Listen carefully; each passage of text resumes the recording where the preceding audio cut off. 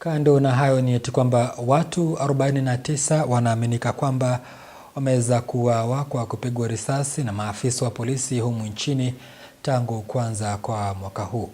Kulingana na ripoti ya watetezi wa haki za kibinadamu, kati ya hao 24 walipigwa risasi ndani ya mwezi wa Mei mwaka huu. Watetezi hao wa haki za kibinadamu sasa wanahofia kwamba maafa zaidi yataweza kutokea wakati ambapo wa makumbusho ya Juni 25 mwezi huu, huku wakiwataka maafisa wa polisi kutotumia nguvu na badala yake kuwapa ulinzi waandamanaji wakati wa maandamano ya ukumbusho huo.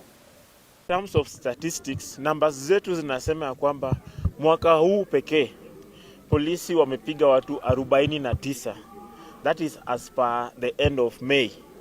Watu 49 wamepigwa risasi in 2026 by the police. Out of the 2026, 24 walipigwa risasi kwa mwezi moja wa Mei. Na tunaelekea June na Julai, tunahofia ya kwamba watu wengi zaidi, serikali isipochukua hatua na polisi wasipowajibika, tutapoteza watu wengi zaidi, na ni hofu sana. So tunaambia serikali fidia haitoshi bila haki. Wapeane fidia, lakini wakumbuke yule polisi ambayo alihusika lazima achukuliwe hatua. Fidia na haki. Hiyo nipoelekea wiki ya June 25th. Nataka kuhimiza polisi wa Naivasha na Nakuru kwa ujumla ya kwamba katiba inakuruhusu na inakubali watu kufanya maandamano, watu kujitokeza. Itakuwa vibaya sana kusikia kwamba watu wengine tena wamepigwa risasi siku ambao tunaenda kukumbuka wale walipigwa risasi June 25th 2024. Kwa hivyo tuache kutuprofile. We are organized. Like hapa tuko vijana ambao tuko well organized.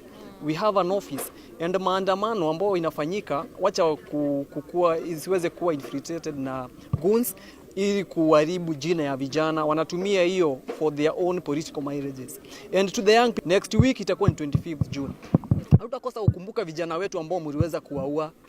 As much as you are saying that you are going to pay us, hatuwezi, not unless it is an agreement. Ni kushoot ni kulipe. Na mimi nikiulizwa, mimi ningesema uhai wangu ni muhimu kuliko hizo pesa. So to the government, kindly you need to listen to the people ambao waliweka kwa hizo viti. Nakuru has been a hub of injustices for a very long time. Silent injustices. And when I say that is that Naivasha sub-county by itself, hapa kwa lake, we have so many cases of extrajudicial killings that are not documented, that are never spoken about. And I think having this justice center at the heart of injustices means that justice is coming to the people. But we are pushing so much for justice on top of the reparations that we are talking about.